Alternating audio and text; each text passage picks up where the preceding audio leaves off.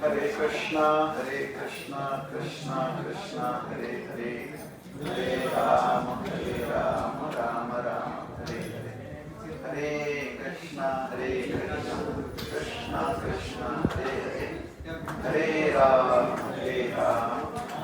Rama Rama Hare Hare.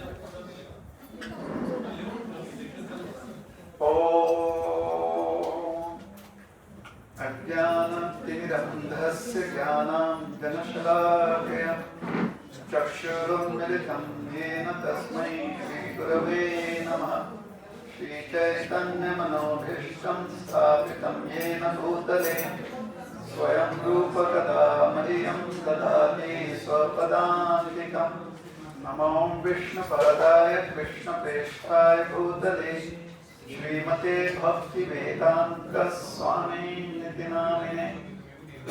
Namaste Saraswati Deve Gauravani Pracharine Nirvishesha Shunyavadi Paschati Deshatari Vancha Kalpatarukascha Kripa Sindhubhyaiva Cha Patitanam Pavanebhyo Vaishnavebhyo Namo Namaha. Jai Shri Krishna Chaitanya Prabhu Nityananda Shri Advaita Gadadhara Shivasadi Gaura Bhakta Vrinda. Hare Krishna Krishna Krishna Hare Hare, Hare Rama Rama Rama Hare Hare. Hare Krishna.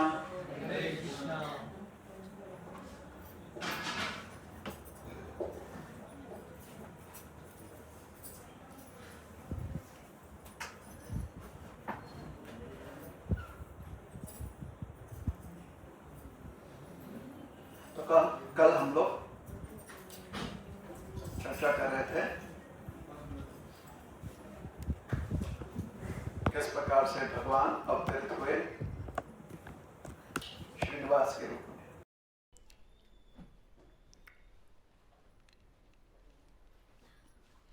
और फिर पद्मावती के साथ उनका विवाह हुआ।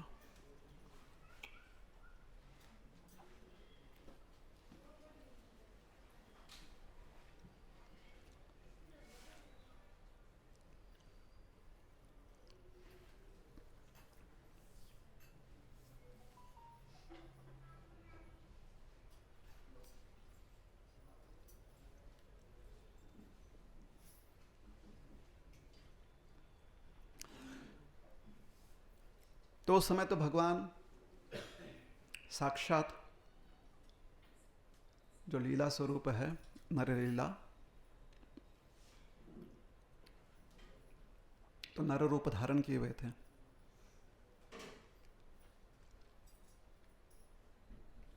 तो उनके भक्तों ने पूछा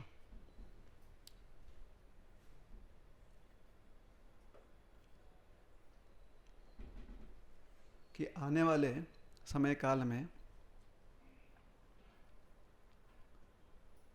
आप कैसे अपने भक्तों को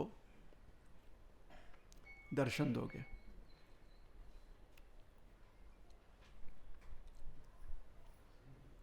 तो भगवान श्रीनिवास जो हैं मुस्कुराने लगे।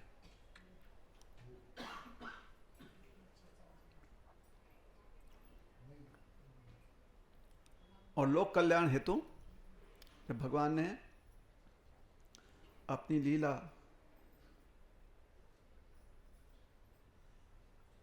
अप्रकट कर दी, प्रकट लीला समाप्त कर दी, तो विग्रह रूप में भगवान वहां पे प्रकट हो गए। तो यही विग्रह स्वरूप जो है उसका हम लोग दर्शन करते हैं। इसके पूर्व भी भगवान वहां पर एक अन्य रूप में, विग्रह रूप में प्रकट है।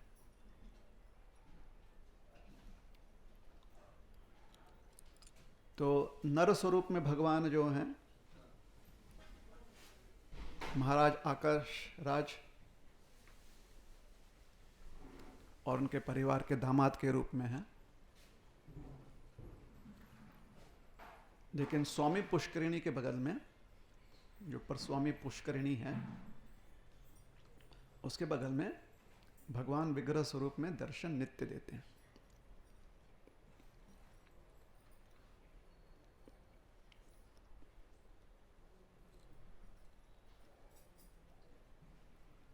तो ये स्वरूप कौन सा है?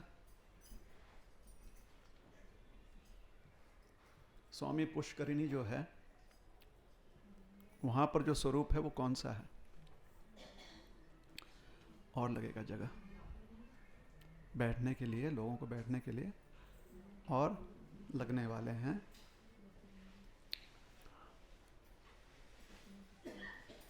ये नहीं है और नहीं है, ये सामने भी तो है। ये देखो, ये समोरसा है, समोरसा की या ठेवा तिकडे।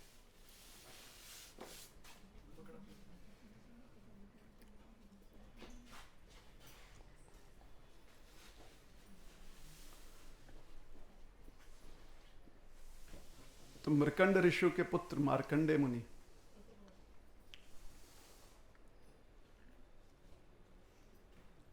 वो इसके बारे में समझाते हैं।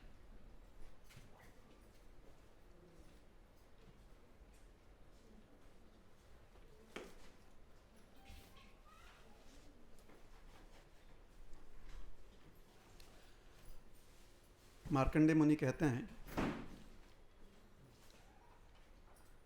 कि एक बार तारकासुर नाम का असुर हुआ, बहुत ही शक्तिशाली असुर था। देवताओं को बहुत तंग करता था।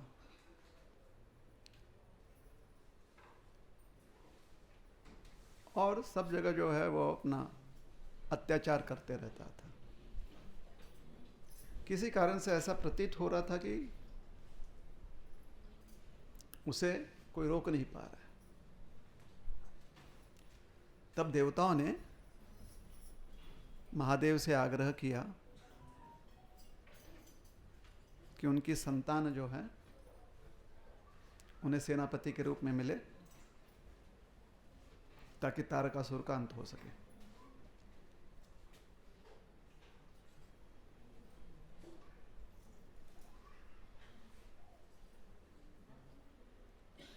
तो महादेव जी की संतान हुई, वो हैं कार्तिकेय स्वामी। कार्तिकेय स्वामी ने तारकासुर के साथ युद्ध किया, तारकासुर का अंत हो गया। लेकिन किसी ने कार्तिकेय स्वामी से कहा कि क्योंकि आपने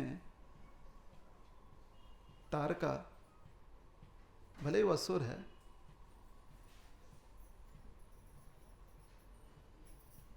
लेकिन वो ब्राह्मण है, ब्रह्म हत्या का पाप आपको लगेगा। अब सबको जानता था कि तारकासुर के अंत से किसी को यह हत्या का पाप नहीं लगना है, लेकिन लोक नीति बने रहने के लिए कार्तिकेय महाराज ने कुमार स्वामी, कार्तिकेय को कुमार भी कहते हैं, कुमार स्वामी कुमार हैं, तो कुमार स्वामी ने प्रायश्चित करने का मार्ग जो है समझने का प्रयास किया।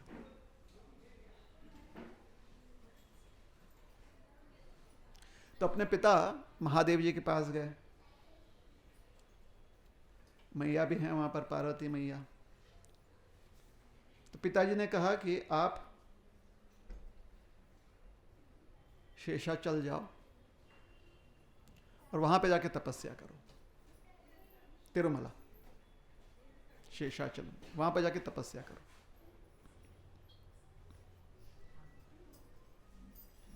और आपका प्रायश्चित पूर्ण होगा।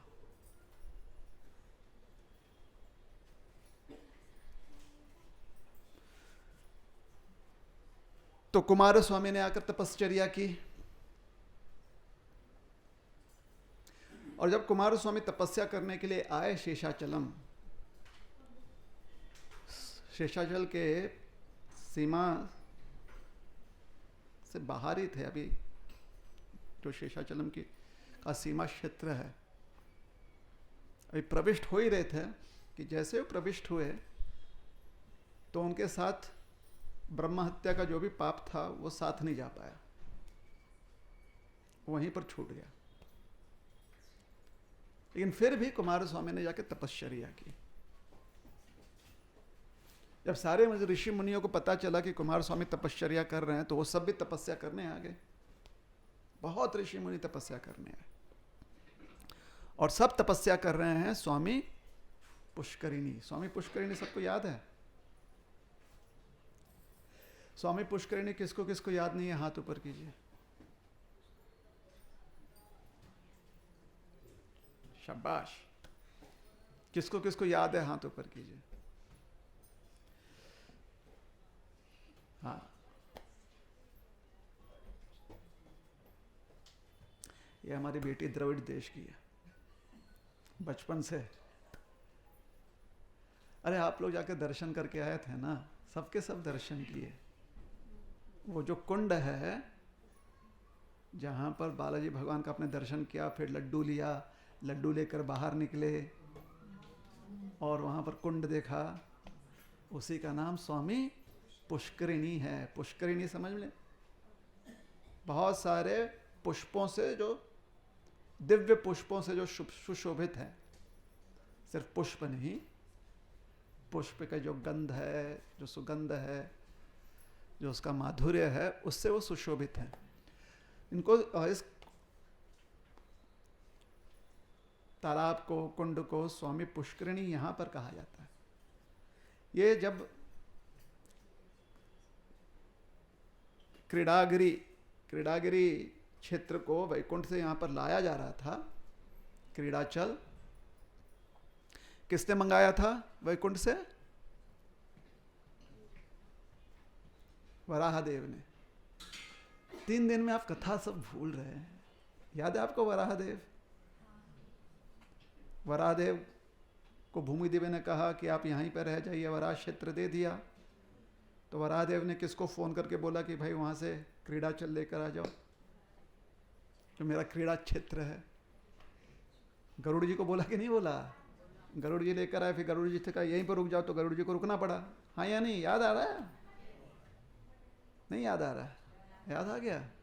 चलिए, अच्छी बात है।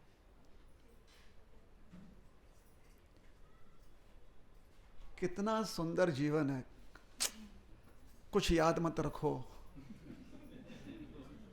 दिमाग खाली रखो थोड़ा सा,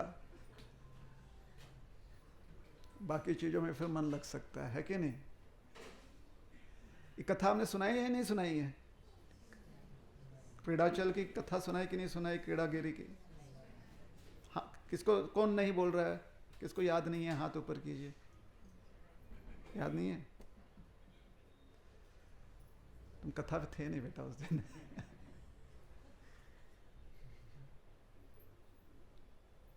तो जब भगवान अपना क्रीड़ा क्षेत्र यहां पर लेकर आ गए, क्रीड़ांगण, मराठीत क्रीड़ांगण म्हणतो ना, तो ये भगवान का क्रीड़ांगण है, वराह क्षेत्र। वो जब लेकर आए तो उसके साथ ये दिव्य तालाब भी लेकर आए। तो ये साक्षात वैकुंठ धाम से आया हुआ तालाब है। अभी आप लोग यहां पर 22 कुंड स्नान कर लिए ना कि नहीं किए? 22 तीर्थ, अग्निकुंड को पकड़ लिया तो 24 है ना, अग्नि तीर्थ को कर लिया, इकट्ठा कर लिया सबने, किया कि नहीं किया? अब जब अपने घर कहाँ कहाँ लेकर जाएंगे, वो संभाजी नगर, परभणी, जो है पुणे, सब जगह लेकर जाएंगे कि नहीं ले जाएंगे? ले जाएंगे। फिर वहां पर लोगों क्या बोलेंगे? कहाँ का जल है ये? कहाँ का है? तो आप देखिए, यहां से जल वहां पर स्थानांतरित कर रहे हैं, तो हमारे भगवान भी तो ले आए ना वैकुंठ से। अब समझ में आ गई बात?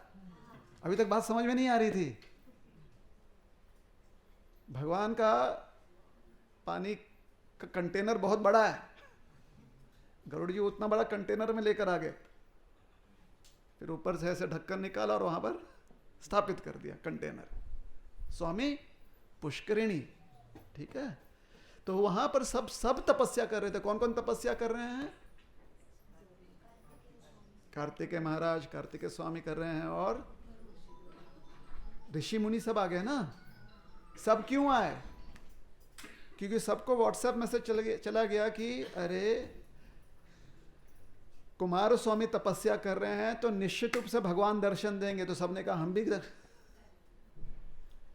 जैसे आप में से कितने लोग यात्रा में कैसे आए? नहीं नहीं, सगळं काही व्यवस्था चांगली असते मॅडम।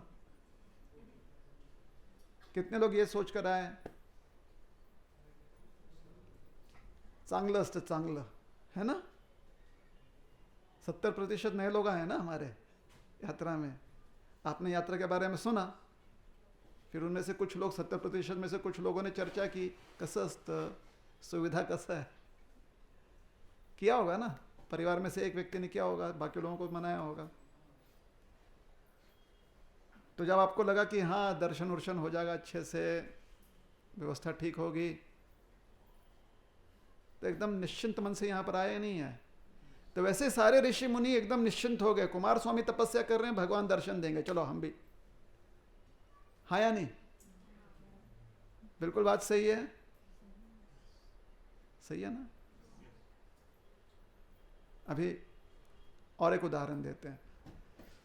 हम लोग सब जो है उग्रस्तंभ का दर्शन करने जा रहे थे, या ज्वाला नरसिम्हा जा रहे थे कि नहीं जा रहे थे?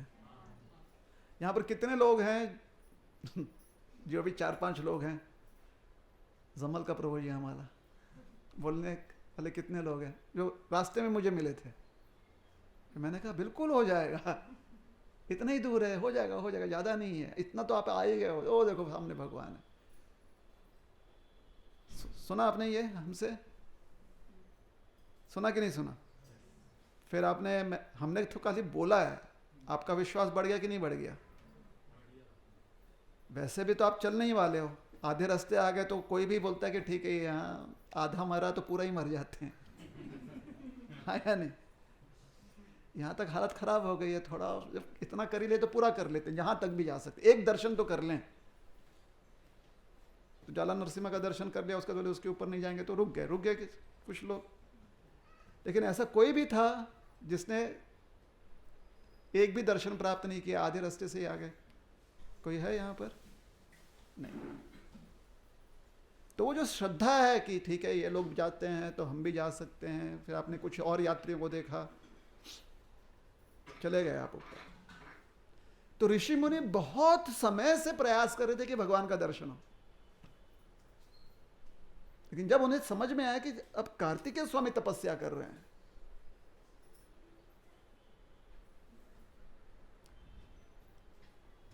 तो सबके सब वहां पर आगे तपस्या करने के लिए कि हो ना हो यहां पर दर्शन मिलेगा। अब आपको कोई बता दे यहां पर कि दर्शन बंद है, बैठे बैठे आपको बता देंगे कि दर्शन बंद है, तो आप सोचेंगे सही में बंद है क्या, खुला होगा क्या, क्या करें, अभी जाकर देखें क्या। असमंजस है ना, दुविधा में आप। लेकिन अचानक आप देखते कि हम निकल रहे हैं, प्रभु जी आ रहे तो दर्शन में चलते कि नहीं, पीछे पीछे चल लोगे, पीछे पीछे जा रहे हैं प्रभु जी। तो अगर दर्शन नहीं होगा तो फिर क्यों जाएंगे, ये पूरा गारंटी है ना ये। इनको तो पता ही होगा दर्शन है कि नहीं है। लेकिन जब पीछे पीछे आप चलते हो, मैं भी जाता हूं, देखते दर्शन बंद है, तो फिर आप भी कंफ्यूज होते, इनको कैसे नहीं पता। जैसे आपको नहीं पता वैसे हमको भी नहीं पता है। लेकिन जब निकल रहे हैं तो विश्वास होता है ना कि ये जा रहे हैं, तो चलो हम भी चलते हैं, दर्शन मिल जाएगा। बात सही है गलत है? तो अब समझ में आ गया, सारे ऋषि मुनि जो है पहुंच गए वहां पर। कार्तिकेय स्वामी जो है तपश्चर्या कर रहे हैं वहां पर। जब सब तपस्या कर रहे हैं तो स्वामी पुष्करिणी में से निकला एक विमान। क्या निकला? विमान। और उस विमान में भगवान ने दर्शन दिया, उस विमान में। और जितने लोग जानते हैं कि विमान का दर्शन करना चाहिए, भगवान का दर्शन करना चाहिए, आपने वहां पर दर्शन किया विमान में भगवान का? विमान मतलब जो मंदिर है, मंदिर का शिखर है, शिखर जो है सोने में उसे ढक दिया गया है, सोने का प्लेट लगा दिया गया है ना, लेकिन उसमें आकृतियां हैं। और भगवान का जो स्वरूप है विग्रह मंदिर में, गर्भगृह में, वही स्वरूप उसके ऊपर होता है। तो हमें लगता है कि जो यहां पर स्वरूप है वो वहां पर है, लेकिन होता है उल्टा, जो वहां पर स्वरूप है वही अंदर है। तो जब भगवान वैकुंठ से आए ना, तो इस विमान में बैठकर आए, इस विमान पर आरूढ़, बैठकर नहीं कहेंगे, आरूढ़ होकर आए। तो वो दर्शन प्राप्त किया जहां पर भगवान शंख चक्र, एक हाथ जो है कहां पर है, कमर पर, और दूसरा हाथ सीधे, अभय मुद्रा, आपको अभय दान भी कर रहे हैं, लेकिन साथ ही साथ चरणों की तरफ संकेत कर रहे हैं कि भैया ऊपर नहीं, नीचे देखो।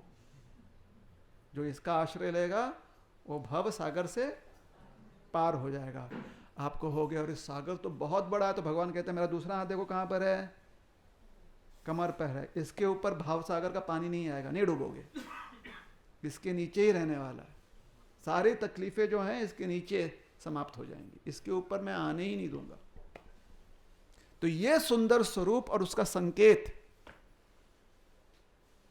ये भगवान का विग्रह रूप है। उसका दर्शन सबने किया। एक राजा थे चोलराज, वन में भ्रमण कर रहे थे, तो एक कन्या दिखी उन्हें। राजा को कन्या का स्वभाव बहुत पसंद आ गया। कन्या से जाकर पूछा कि आप कौन हैं। थोड़ी बातचीत होने के बाद राजा ने उनसे, क्या आप हमसे विवाह करेंगी, ऐसे पूछ लिया। कन्या ने कहा कि ठीक है। उनका विवाह हो गया, लेकिन कन्या ने विवाह पूर्व बताया था कि मैं नागलोक से आई हूं, मैं नाग कन्या हूं, तो विवाह करके आपसे तो विवाह कर लूंगी, लेकिन फिर मुझे नागलोक जाना ही पड़ेगा, क्योंकि मैं वहां की निवासी हूं। यहां पर मेरा वीजा कुछ दिन का है, फिर वीजा समाप्त हो जाएगा। तो राजा को उनका स्वभाव इतना अच्छा लगा कि राजा ने कहा जो भी थोड़े दिन आपके साथ है, कुछ समय आपके साथ हम रह लेंगे, काफी है। कुछ समय के बाद वो कन्या चली गई नागलोक। अब आपको पता है नागलोक कहाँ है, मालूम है कहाँ है? नागलोक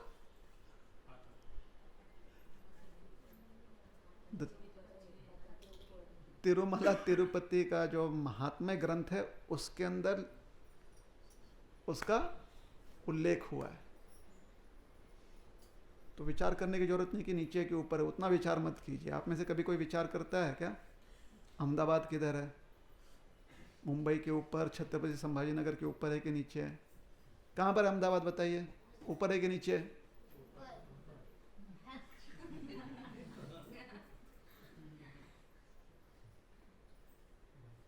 कैसे ऊपर है? मैप में ऊपर है ना, छत्रपति संभाजी नगर के ऊपर थोड़ी है। दोनों ही तो भूमि पर है ना, कौन सा ऊपर है कौन सा नीचे? उत्तर की तरफ है ना, इतना ऊपर थोड़ी है। तो वैसे ही नागलोक जो है एक लोक है, जहां पर रहने वाले लोगों के पास कुछ विशेषताएं होती हैं। समझ में आ गई बात? विशेषता उनके पास कौन है। तो ये कन्या चली गई नागलोक। कुछ समय के बाद गर्भ से थी वो, कुछ समय के बाद उनकी संतान हुई। संतान का नाम रखा चक्रवर्ती। क्या रखा? चक्रवर्ती। संतान जब बड़ी हुई तो नागलोक से उन्होंने अपनी माता से पूछा कि हमारे पिता कहाँ पर हैं। तो उन्होंने बताया आपके पिता तो भूलोक में हैं, भूतल पर हैं। तो उन्होंने कहा कि अब मैं बड़ा हो गया हूँ, मैं जाकर अपने पिता से मिलता हूँ। तो नागलोक से वो आए अपने राजा चोल महाराज के साम्राज्य में। चोल महाराज को उन्होंने अपना परिचय दिया। चोल महाराज विचार कर रहे थे कि हाँ, अगर मेरी संतान होती तो इतनी बड़ी होती, लेकिन कैसे मान ले कि मेरी संतान है। तो उस समय आकाशवाणी हुई कि महाराज यही आपका संतान है, ये चक्रवर्ती है, आपका जो विवाह हुआ था नाग कन्या के साथ, उसी का, उनका और आपका ये सुपुत्र है। चोलराज बड़े प्रसन्न हुए, उन्होंने अपने बेटे को अपने पास रखा। समय बीता, चक्रवर्ती महाराज जो हैं बन गए राजा। चक्रवर्ती महाराज और चोलराज दोनों का बहुत स्नेह है भगवान से, श्रीनिवास। ठीक है। अभी तक भगवान का दर्शन कैसे है? विग्रह रूप में। लेकिन ये विग्रह भगवान जो हैं चोलराज और चक्रवर्ती महाराज, उनके सुपुत्र चक्रवर्ती महाराज को सलाह देते थे, उनसे बात करते थे, उन्हें बताते थे कि ऐसा करो वैसा करो, सलाह देते थे। एक दिन एक बहुत ही भयानक आसुरी वृत्ति का व्यक्ति बड़ी सेना लेकर, जो महादेव को प्रसन्न करके बहुत सारा उसने महादेव से वरदान ले लिया था और सर्वत्र त्राही त्राही मचा दिया था, उसने धावा बोल दिया चोल साम्राज्य पर। चक्रवर्ती महाराज गए श्रीनिवास भगवान के पास कि ऐसा ऐसा है, बहुत पराक्रमी है।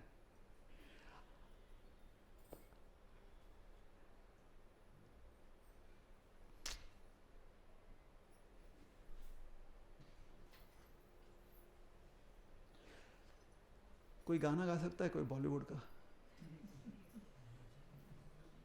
हाँ हाँ, गाओ गाओ गाओ। क्या है? गाना गाओ।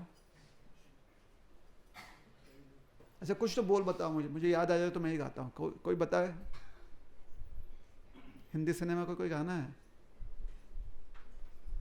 कुछ तो बोल बता दो। हाँ, कुछ तो लोग कहेंगे, लोगों का काम है कहना, छोड़ो। हाँ, जग गए सबको ही, अब जग गए। बॉलीवुड का गाना सुनकर जग आ गई, नींद चली गई दूर सबकी। अच्छे से नींद चली गई कि नहीं चली गई? आप चलिए कथा सुनते हैं, ठीक है? कुछ भी बोलिए, बॉलीवुड का इतना तो हमें धन्यवाद देना पड़ेगा कि कथा में लोगों को जगाने के लिए काफी कुछ हमें सूत्र दे दिया है ना। चलिए अगले बार फिर आवश्यकता पड़े तो कुछ बोल दे दीजिएगा हमें, ठीक है ना। तो भगवान के पास गए, क्या करना चाहिए? भगवान ने कहा कि इसे महादेव जी का वरदान प्राप्त है, तो अगर युद्ध करना है तो मेरे अस्त्र लेकर जाओ। तो भगवान ने अपना अस्त्र दे दिया उनको। कौन कौन से अस्त्र दिए? क्या बात है, किसने बताया? शाबाश। चक्र दिया, और क्या दिया? गदा। शंख किसी ने कहा, और क्या दिया? गदा तो हो गया बेटा, और पद्म। अच्छा, पद्म से क्या करेंगे ऐसे?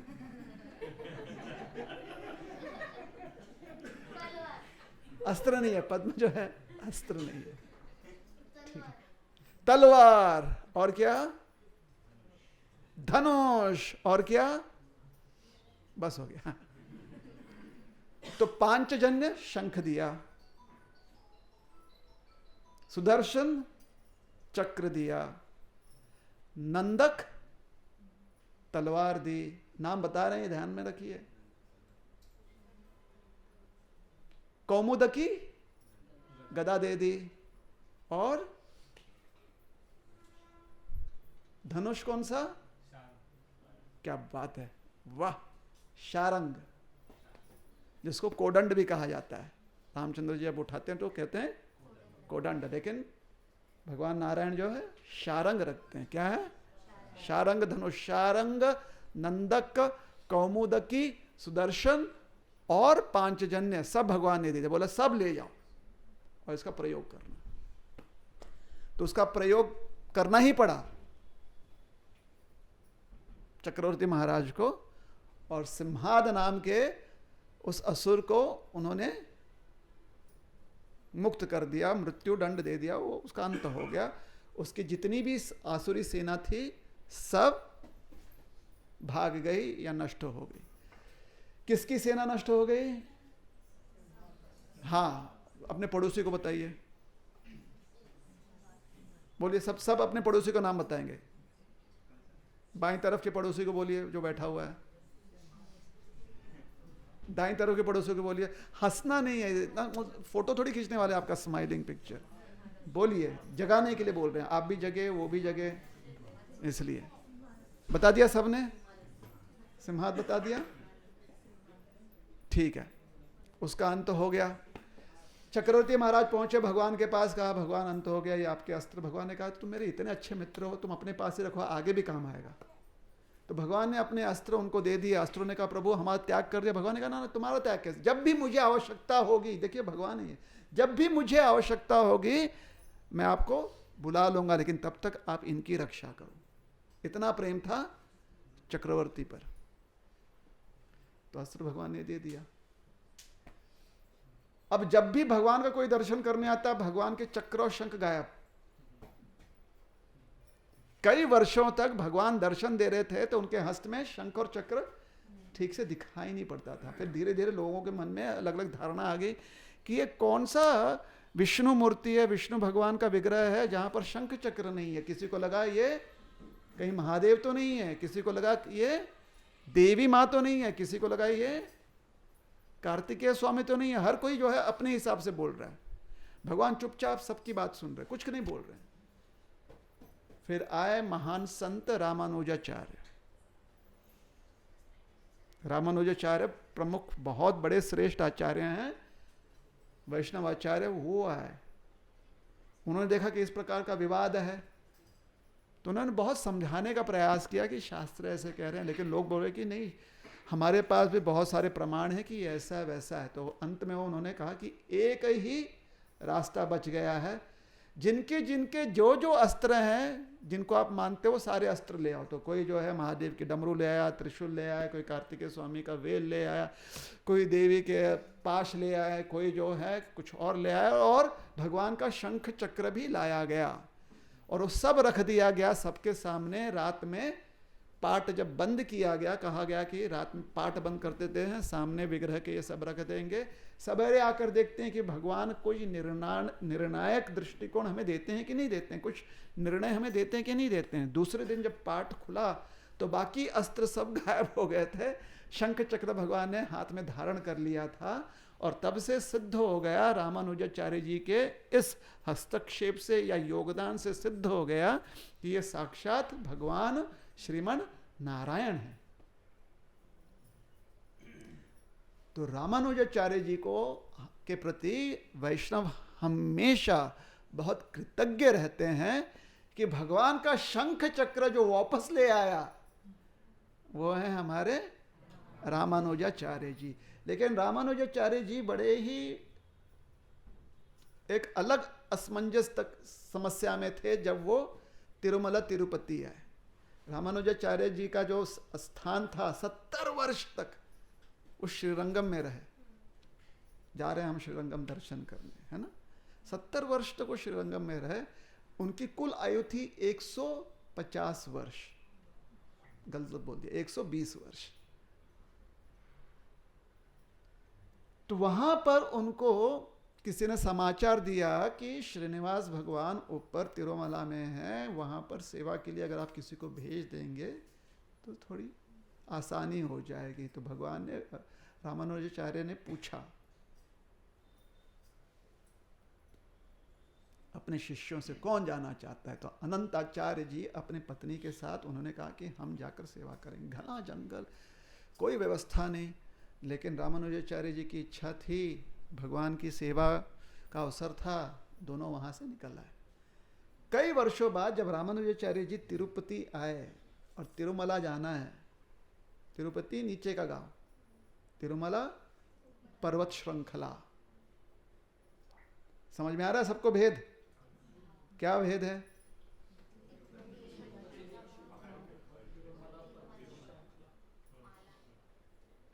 हाँ, माला। कौन सी माला? पर्वतमाला, ठीक है। तिरुमला, नीचे तिरुपति। तो तिरुपति जब आए उन्होंने कहा मैं ऊपर चढ़ूंगा ही नहीं। लोगों ने कहा आप नहीं चढ़ेंगे तो हम भी नहीं चढ़ेंगे। समाचार ऊपर पहुंचा तिरुमला अनंताचार्य के पास कि गुरुदेव नीचे आए हैं लेकिन ऊपर जा ही नहीं रहे। तो वो नीचे आए बात करने के लिए कि गुरुदेव आप क्यों नहीं आ रहे। उन्होंने कहा मैं कैसे चढ़ूं, ये आदि शेष हैं, ये शेष भगवान है, शेष भगवान के ऊपर मैं चरण स्पर्श कैसे करूं। तो अनंताचार्य जी ने कहा फिर हमारी सेवा, आप ऊपर चढ़ नहीं रहे हैं, हमको ऊपर आपने भेज दिया, हमारे चरण फिर कहाँ लग रहे हैं बताइए। तो फिर हम सेवा छोड़कर हमको भी नीचे आना पड़ेगा। और आप अगर ऊपर नहीं आओगे तो कोई और कभी भी आने वाले काल में कोई भी ऊपर चढ़कर नहीं जाएगा। जैसे हम लोग गिरिराज जी पर नहीं चढ़ते हैं ना, गौड़ीय वैष्णव गिरिराज जी पर चढ़ते हैं, गौड़ीय वैष्णव नहीं चढ़ते। जब हमने कहा तो गौड़ीय वैष्णव की बात कर रहे, अन्य वैष्णव चढ़ते हैं, हम गौड़ीय वैष्णव नहीं चढ़ते गिरिराज जी पर, क्योंकि साक्षात कृष्ण है कि नहीं, बात सही है। लेकिन अन्य वैष्णव या अन्य जो भी व्यक्ति हैं वो चढ़ सकते हैं अगर चाहें तो। जैसे हम लहसुन प्याज खाते हैं, नहीं खाते हैं, अन्य खाते हैं, क्या करें, खाते हैं। हम वैष्णव खाते हैं, नहीं खाते, ठीक है चलिए। तो उनसे आग्रह किया गया, तो उनका आग्रह पर तैयार हो गए ऊपर जाने के लिए। अब अनंत आचार्य जी ऊपर सेवा करते थे अपनी पत्नी के साथ रहकर, और अकेले वीरान जंगल में पति पत्नी रहते थे। कोई आसपास महीनों महीनों तक कोई भी और मानव दिखाई नहीं पड़ता था। जंगल के वासी भी जो आदिवासी हैं वो भी नहीं दिखाई पड़ते थे महीनों तक। लेकिन इन लोगों को कोई फर्क नहीं पड़ा, इन लोग बोर ही होते नहीं थे, बिल्कुल बोर नहीं होते थे सेवा में पूरी तरह से, सुबह से लेकर शाम तक। जैसे हम लोग सुबह से लेकर शाम तक शॉपिंग में मग्न होते हैं ना, कि अगर कोई दूसरा इंसान दिखे भी नहीं तो कोई फर्क नहीं पड़ता हमें, हमको तो शॉपिंग करने को मिल रहा है, हाँ या नहीं। तो ये शॉपिंग करते थे अनंताचार्य और उनकी धर्मपत्नी, शॉपिंग किया करते थे ऊपर तिरुमला में। क्या शॉपिंग करते थे? सेवा शॉपिंग करते थे। इसलिए कुछ कोई नहीं भी रहा तो उन्हें कोई अंतर नहीं पड़ता था। और इनकी विशेष सेवा होती थी। अब जंगल है, वहाँ पर क्या मिलेगा, कोई ना तो दुकान है, तो ना वस्त्रालय है कि नया वस्त्र ले आए या नए बर्तन ले आए या कुछ नई अगरबत्ती ले आए या कुछ, कोई पदार्थ नहीं होता था। इसलिए वहाँ पर वो सुंदर सा बगीचा बनाकर पुष्प तैयार करते थे, फूल, और रोज भगवान को सुंदर सुंदर नए ऐसे प्रफुल्लित पुष्प जो है भगवान को समर्पित करते थे हर दिन दोनों। कुछ समय बाद उनकी पत्नी गर्भवती हो गई। तो ये करते क्या थे, देखिए बगीचे में अगर काम करना है तो बार बार खुदाई भी करनी पड़ती है, साफ करना पड़ता है, जमीन तैयार करना पड़ता है। तो एक दिन वो खुदाई कर रहे थे, नया जमीन तैयार कर रहे थे, और पत्नी क्योंकि गर्भ से थी तो उन्होंने कहा कि तुम ज़्यादा मेहनत मत करो। लेकिन उन्होंने कहा कि मैं इतना तो कर सकती हूँ कि जब आप खोद कर मिट्टी बाहर निकालो तो उस मिट्टी को मैं डाल सकती हूँ। तो ये दोनों सेवा कर रहे हैं, तो भगवान श्रीनिवास को लगा कि अरे भाई मेरे भक्त इतनी सेवा कर रहे हैं, मैं उनकी मदद करूँ। तो उन्होंने एक बट्टू का वेश धारण किया। किसका वेश धारण किया? बट्टू, छोटा सा बालक ब्राह्मण, बट्टू का वेश धारण किया। सेवा के लिए वहां पर आ गए। अब अनंत आचार्य जी ये भी विचार नहीं करे कि कहाँ से आया, बस उनके मन में ये विचार है कि नहीं बेटा कुछ और तुम सेवा कर लो, यहाँ पर कोई सेवा नहीं। बोले नहीं नहीं, आप इतना मेहनत कर रहे हो, आपकी पत्नी जो है वो मेहनत कर, नहीं बेटा नहीं सेवा कर सकते, यहाँ पर कोई सेवा नहीं, कोई और सेवा तुम ढूंढ लो, यहाँ पर नहीं है। एक बार कह दिया, दो बार कह दिया, रोज बच्चा आवे और कहे कि सेवा दो सेवा दो। तो एक दिन उन्होंने कहा कि क्यों यहाँ पर मांग रहे हो, मेरी सेवा क्यों ले रहे हो तुम, और कोई सेवा नहीं दिख रही है तुमको, मेरी सेवा क्यों लेना चाहते हो, मुझे मेरी सेवा करने दो, तुम अपनी सेवा करो। तो भगवान समझ गए कि ये तो मेरी बात मानेंगे नहीं। उन्होंने पत्नी से आके कहा कि माते आप तो, ने कहा कि नहीं यहाँ पर नहीं है बेटा, तुम कुछ और कर लो, तुमको चाहे तो जंगल में जाओ, वहाँ से कोई जड़ी बूटी ले आओ, वहाँ से कोई फूल ले आओ, फलू ले आओ, वो दे दो। नहीं नहीं माते मुझे यहीं पर सेवा करना है। मैंने कहा संभव नहीं है। तो मैंने कहा देखिए आप कुछ मत कीजिए, जब आप मट्टी उठाती हैं ना पात्र में लेकर, तो थोड़ा सा आप 2 कदम चलिएगा, उसके बाद मुझे हाथ में दे दीजिएगा। वैसे भी आप गर्भवती हैं तो कहाँ तक कितना आप चलिएगा, हम ये कर देते हैं। तो उनकी बात मान ली, ये सेवा करने लगे। 2 दिन 3 दिन हो गया, भगवान प्रेम से सेवा कर रहे हैं, अपने भक्त की मदद कर रहे हैं।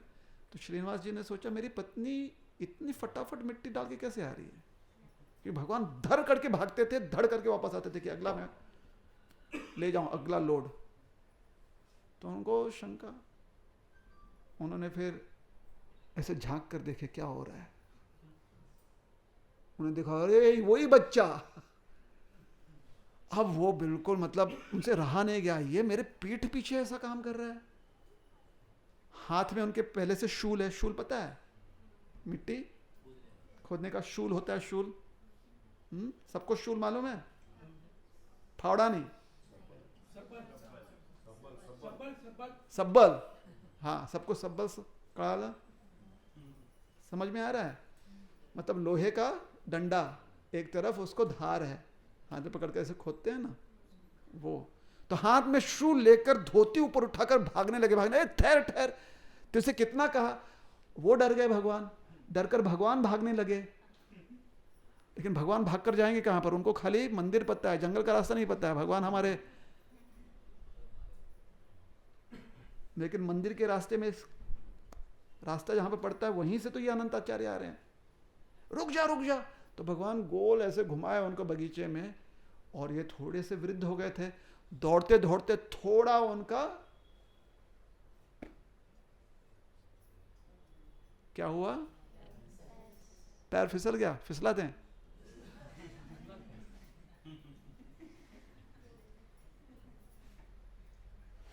पैर फिसला दें उनका, क्या करें बता। थोड़ा सा क्या हुआ,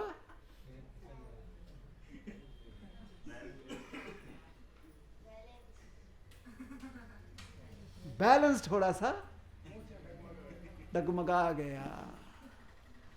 अपने आप को संभालने के चक्कर में अरे रे रे रे हाथ से शूल निकल गया, और जाकर सीधे भगवान को, अयो भगवान दौड़ रहे हैं, ऐसे देख रहे हैं, वो हाथ से जो गया सीधा यहां पर लग गया। ठहर ठहर ठहर। तो भगवान जो सबसे नजदीक रास्ता मिला उस रास्ते से मंदिर में चले गए। ये पीछे पीछे गए, मंदिर में जाते देखते हैं तो लड़का जो है पाट बंद कर दिया, अंदर जाकर पाट बंद कर दिया। तो अब वही तो अंदर जा नहीं सकते। समय के बाद, कुछ समय के बाद जब पुजारी आया, उन्होंने कहा दरवाजा खोलो, अंदर वो चोर है। सेवक ने कहा चोर है, दरवाजा खोला, देखा भगवान खड़े हैं, लेकिन यहां से रक्त धारा, धीरे धीरे धीरे रक्त प्रवाह हो रहा है। अनंताचार्य ने कहा अरे बाप रे, भगवान स्वयं आए थे। वो ये भूल गए कि भगवान कैसे आ सकते हैं, ये तो वैसे विग्रह है। उनके मन में चिंता हो गई, भगवान आए थे, मैंने शूल से उनको मारा, रक्त प्रवाह हो रहा है, अब उस रक्त प्रवाह को रोकना है। तो दौड़ कर गए, पुजारी से कहा रुको रुको रुको, तुम भी जड़ी बूटी ले आओ, मैं लाता हूँ कपूर। कपूर लाकर अच्छे से उसको घिसा, पाउडर बनाया और भगवान को यहाँ पर लगा दिया। और जैसे ही लगाया भगवान को राहत मिल गई। उसके बाद से विशेष करके रामानुजाचार्य ने कहा कि हर दिन श्रीनिवास को यहाँ पर उनके हनवट पर, हनवटी है ना, यहाँ पर क्या लगाना चाहिए, कपूर। और वो जो शूल है ना, जब भगवान का आप गर्भालय जो है, गर्भगृह जो है, जब उसमें प्रवेश करते हो, आपको पिंजड़े में से निकालते हैं, फिर लाइन में से आप जाते हो, फिर अचानक बड़ा सा जो गरुड़ मंडप है, गरुड़ स्तंभ है, वहाँ पर आते हो और फिर अंदर प्रवेश करते हो ना दरवाजे से। तो उस दरवाजे से जब प्रवेश करते हो, फिर अंदर और एक गेट है, वहाँ पर राइट हैंड पर उजव्या बाजूला दाहिने तरफ दीवार पर आज भी वो शूल रखा है। और हमने व्हाट्सएप पर लिखा था कि आप सब उसका दर्शन करेंगे, तो कोई बात नहीं, अगली बार जाइएगा तो दर्शन जरूर कीजिएगा वो शूल का। और भगवान को यहाँ पर जो कपूर लगाते हैं उसका दर्शन जरूर कीजिएगा। तो ये अनंताचार्य जी, तो अनंताचार्य जी ने किसी प्रकार से भगवान रामानुजाचार्य जी को कहा कि आप ऊपर आए। रामानुजाचार्य कौन है, साक्षात लक्ष्मण अवतार है, इसलिए उनका नाम भी है रामानुज। जो राम के अनुज हैं वो रामानुजाचार्य। तो हमारे भगवान रामानुजाचार्य जो हैं, जब ऊपर चढ़ने लगे तो उनके मामा और गुरु शैलपूर्ण, वो भगवान के जो प्रसादी माला है और अलग अलग और अतिथि का स्वागत करने के लिए जो भी पदार्थ लगते हैं वो सब लेकर आए स्वागत करने के लिए। और जब रामानुजाचार्य जी ने देखा कि साक्षात हमारे गुरुदेव यहाँ पर हमारा स्वागत करने आए, तो हाथ पकड़कर नतमस्तक, हाथ जोड़कर नतमस्तक हुए, कहा गुरुदेव ध्यान से सुनिए। उन्होंने कहा गुरुदेव आप किसी और भी व्यक्ति को तो भेज सकते थे, आप हमारे गुरु महाराज हैं, कोई और है जो नया नवसिखिया है, जूनियर भक्त है, उसको भेज सकते थे हमारे स्वागत के लिए। तो शैलपूर्ण महाराज ने कहा कि बिल्कुल सही बात है। मेरे मन में भी यह बात आई थी, मैंने आसपास देखा कि कोई और जूनियर है क्या, लेकिन मुझसे ज्यादा जूनियर कोई और नहीं मिला, मुझसे ज्यादा नवसखिया भक्त कोई और दिखाई नहीं दिया। इसलिए जैसा तुम कह रहे हो उसी हिसाब से मैं आया हूं, सबसे नवसिखिया भक्त को ही भेजा हूं तुम्हारे स्वागत के लिए। और वो कौन है? मैं हूं। कळालं सगळ्यांना? समझ लो व्यवस्थित? क्या समझ में आया? ये जो होड़ लगी रहती है ना कहीं मेरा नाम होना चाहिए, यही जंजीर है, पैरों में हमें पकड़ के रखता है इस संसार में। और कितना भी आप सेवा कर लो, भजन कर लो, लेकिन कहीं पर भी इतना भी इच्छा रहेगा ना, इतनी सी, कि कोई तो मुझसे कहे तुमच्यासारखं भक्त संपूर्ण ब्रह्मांड मध्ये कोणीच नहीं, आपके जितना ज्ञानी, आपकी जितना सेवा करने वाला कोई नहीं है, तो समझ लीजिए कि वो आपके लिए सबसे तगड़ा इंद्रजाल तैयार कर रहा है। वो नहीं कर रहा है, आपके कान जो ये सुनना चाहते हैं वो तैयार कर रहे हैं। इसलिए हमारे जो परम गुरु महाराज हैं, परम गुरु महाराज भक्ति सिद्धांत सरस्वती ठाकुर। हलवा किसको अच्छा लगता है यहाँ पर? हलवा, शीरा, कोई ऐसा है जो शीरा बिल्कुल अच्छा नहीं लगता है? हाथ ऊपर कीजिए। अच्छा है, शीरा अच्छा नहीं लगता बेटा? फिर गणेश उत्सव में क्या करेगा? शीरा सबको अच्छा लगता है, हलवा? हाँ,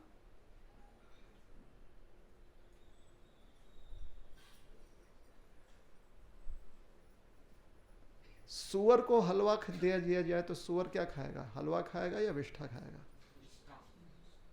और फिर सुअर त्यागेगा क्या? सुअर का मल जो त्यागेगा वो क्या है? शुकर विष्ठा ही है, सुअर विष्ठा। तो हमारे परम गुरु महाराज भक्ति सिद्धांत सरस्वती ठाकुर महाराज कहते थे प्रतिष्ठा कैसी है? सुअर के विष्ठा के समान। प्रतिष्ठा क्या है? शुकरेर विष्ठा। तो इस प्रतिष्ठा देवी से दूर रहना चाहिए। वो कहीं ना कहीं से अपना घर जमाने का प्रयास करती हैं, तुमसे दूर रहने का प्रयास करना चाहिए। एक बार अनंताचार्य जी, काफी समय बीत गया, अपने शिष्यों के साथ, बहुत वर्षों बाद अपने शिष्यों के साथ यात्रा पर निकले तिरुमला से, और दोपहर तक बाहर यात्रा कर रहे थे, चल रहे थे। उनके साथ कुछ प्रसादी लेकर चल रहे थे, रास्ते में खाने के लिए कुछ लगेगा ना। तो जैसे ही डब्बा खोला, उसमें बहुत सारी चींटियां दिखी। क्या दिखी? क्या थी? चींटियां। अनंताचार्य महाराज ने कहा सारा डब्बा फिर से बंद करो। उल्टे पैर वापस आ गए, पूरा ऊपर तक चढ़ गए वो, और वहां पर जाकर डब्बा खोलकर सारी चींटियों को वहां पर छोड़ दिया। उन्होंने कहा ये शेषाचलम पर चींटी भी तपस्या, ये कई जन्मों के तपस्वी हैं जो चींटी बनकर आए हैं। ये पर्वत दिव्य है और हमारा कोई अधिकार नहीं है कि यहाँ के निवासियों को हम बाहर लेकर जाएं। आप में से कितने लोग ऐसा करेंगे कि अचानक ट्रेन में बैठे गए, डब्बा खोला और ये तिरुपति की चिट्ठी हमारे साथ है, चलो वापस, टिकट कैंसिल, नया टिकट बनाकर वापस तिरुपति पहुंचकर डब्बा वहां पर रखकर फिर वापस जनरल क्लास। कौन करेगा ये? आज नहीं कर पाएंगे। तो इसलिए बाकी सब छोड़िए और अच्छे से हरि नाम कीजिए। बाकी जो करते हैं ना, कलयुग में बड़ा मुश्किल है, क्योंकि जो उदाहरण हमारे लिए स्थापित किया गया है ना, हमारे पूर्वजों ने जो उदाहरण हमारे लिए स्थापना की है, उसको देखकर ऐसा लगता है कि भाई हमारी क्या योग्यता हो सकती है। आज आप लोगों के पास, कितने लोगों के पास बैंक अकाउंट है? हाथ ऊपर कीजिए। और हर कोई बैंक अकाउंट में पैसा जमा कर रहा है कि नहीं कर रहा है? आप में से कितने लोग हैं अपना बैंक अकाउंट किसी और को देना चाहते हैं? नहीं ना। आज आप वो म्यूजियम गए थे, कितने लोग म्यूजियम जाकर आए? देखा कलाम साहब का जो भी म्यूजियम में देख कर आए, कहा जाता है कि उनका बैंक अकाउंट उनका था ही नहीं।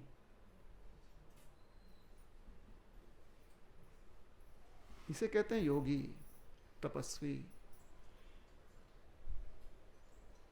राष्ट्रपति बन गए, बड़े ऊंचे पद पर वैज्ञानिक थे, लेकिन पैसा, प्रतिष्ठा, उसके लिए कोई उनका आकर्षण नहीं था मन में। इसलिए जब शरीर भी त्यागे, बड़ा विचित्र है, शरीर कहां पर त्यागे? कहीं पूर्वी भारत में, कहीं पर वो लेक्चर दे रहे थे।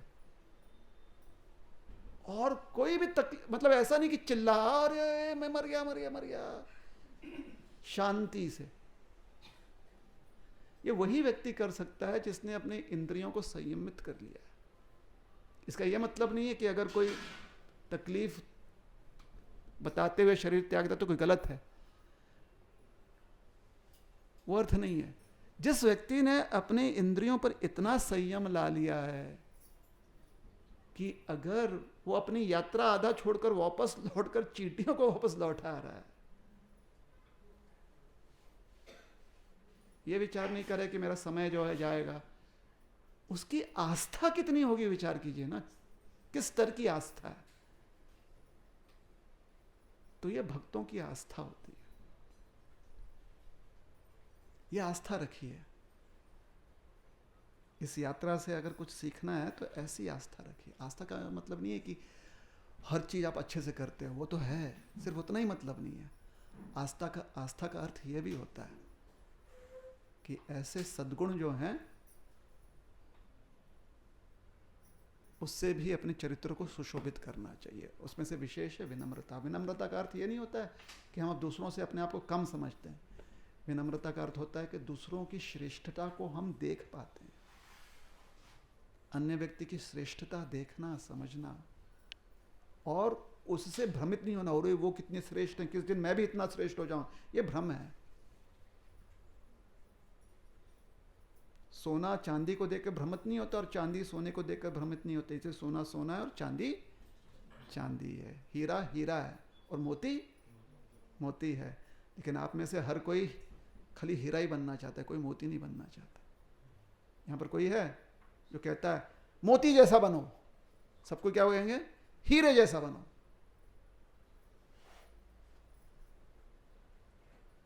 तो जो लाभदायी सद्गुण है उसे हमें अपनाना चाहिए। उसमें से एक है विनम्रता।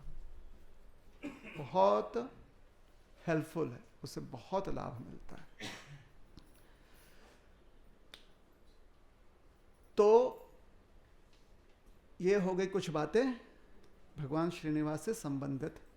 कुछ लोग पूछ रहे थे ना कि और क्या, उस दिन कथा रह गई थी तो पूरी नहीं हो गई, बट हमने ये विचार किया कि इतना जो है आपके साथ हम जो भी इतिहास है उसको हम आपके साथ बांट दें। अब यहां से हम निकलेंगे। कौन से क्षेत्र में है? सैवेज। टी शर्ट पे लिखा हुआ है सैवेज। कौन से क्षेत्र में है हम? सेतुबंध। ये क्षेत्र क्या है? सेतुबंध। और यहां पर भगवान रामेश्वर भी हैं। तो यहाँ चैतन्य महाप्रभु आए थे। कौन आया था? चैतन्य महाप्रभु। यहाँ पर रामेश्वर देखी फिर रामेश्वर भगवान का दर्शन किया, करेला विश्राम, यहां पर विश्राम किया। यहां पर उन्होंने कहा कि एक दिन का मैं यहां पर स्टे करता हूं, एक दिन रुक गए।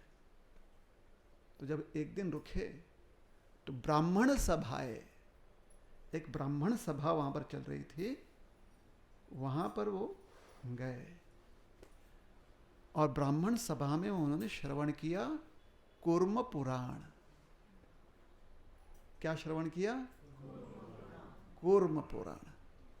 और कूर्म पुराण का वो अध्याय चल रहा था जहां पर पवित्रता व्याख्यान या पतिव्रता व्याख्यान, एक पतिव्रता व्याख्यान चल रही थी। अध्याय कूर्म पुराण का अध्याय था पतिव्रता व्याख्यान। व्याख्यान किसका हो रहा था? पतिव्रता। तो ये जो ब्राह्मण यहां पर बैठे थे, चर्चा कर रहे थे कूर्म पुराण से,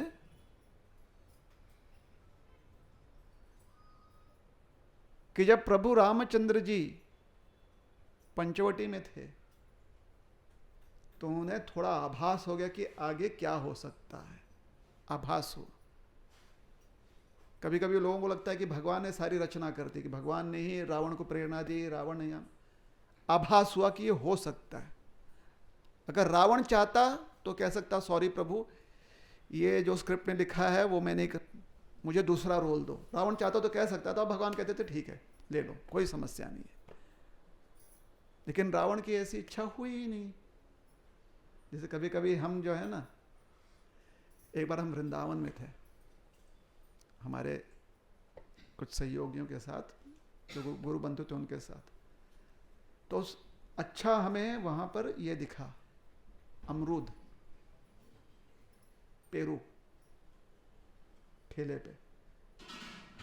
तो हम लोग गए, बोले कि कितना का है, तो हमको ठीक लगा, जो भी दाम था ठीक लगा। हमने कहा 1 किलो दे दो। अभी भी अमरूद जो है किलो के भाव से मिलता है, 1 किलो दे दो। तो उसने दे दिया। तो हमने पूछा मीठा है क्या? तो जो बेच रहा था उसने कहा बिल्कुल मीठा है प्रभु जी, अगर नहीं विश्वास है तो चक्कर देख लो। तो हम भी तो एकदम मतलब पूरे शास्त्र और विधि के अनुसार जीने वाले थे ना उस समय, एकदम विधि अनुसार, हर क्रिया विधि अनुसार। हमने कहा नहीं हम ऐसे चखते नहीं, पहले भगवान को हम भोग लगाते। तो उन्होंने कहा प्रभु जी एक काम करो, आप यहां से ऐसे काटो और जब वो अंदर जाएगा गले में, जब तक पेट में नहीं पहुंचता है तब तक आपने खाया नहीं। लेकिन जब नली यहां से जाती है तो ये बगल में यहां पर हृदय है, यहां पर भगवान है, वो भोग अपने आप ले लेंगे, पा लेंगे। तो भोग भी लग जाएगा, उसके बाद आपके पेट में चला गया, प्रसादी जा रही है। बात तो उनकी सही थी, लेकिन हमें लगा कितना आसान तरीका है। हमने अपने विधान छोड़ दिया, नया तरीका अपना लिया। इतना आसान तरीका है तो बाकी जटिल विधान क्यों अपनाए? बात सही है गलत है? कौन सा आसान है करना? मणियों की माला है जिस पर 108 मणियां हैं, उस पर जप करना, एक एक मणि पर जप करना आसान है या 10 मिनट तक जप करना आसान है? कौन सा आसान है बताइए? 10 मिनट मणि पर? अरे भा, चलिए किसने कहा मणि पर करना आसान है? 10 मिनट तक नहीं, हम 10 मिनट कर दो ना।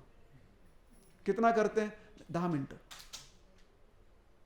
जो मणि पर जप करते हैं, कभी कभी आपकी एक मणि 5 मिनट में होती होगी, एक माला 5 मिनट, तो कभी कभी 15 मिनट लगते हैं कि नहीं लगते हैं? माला लगते हैं। लेकिन 10 मिनट का क्या? रोज 10 मिनट, भले उसमें मन लगाया नहीं लगाया, 10 मिनट की माला आसानी से हो जाती है। मणि पर जप करना, मणि साक्षी हो गया ना। मणि कहता है नहीं हुआ पूरा, माला पूरी नहीं हुई। अरे लेकिन मेरे 10 मिनट हो गए ना, माला थोड़ी पूरी हुई है, मणि कहता है। तो आसान है, लोग इसलिए खाली 10 मिनट जप करते हैं, माला पर बहुत कम लोग करते हैं, क्योंकि साक्षी कौन है? साक्षी हम ही हैं। 10 मिनट झाले ना,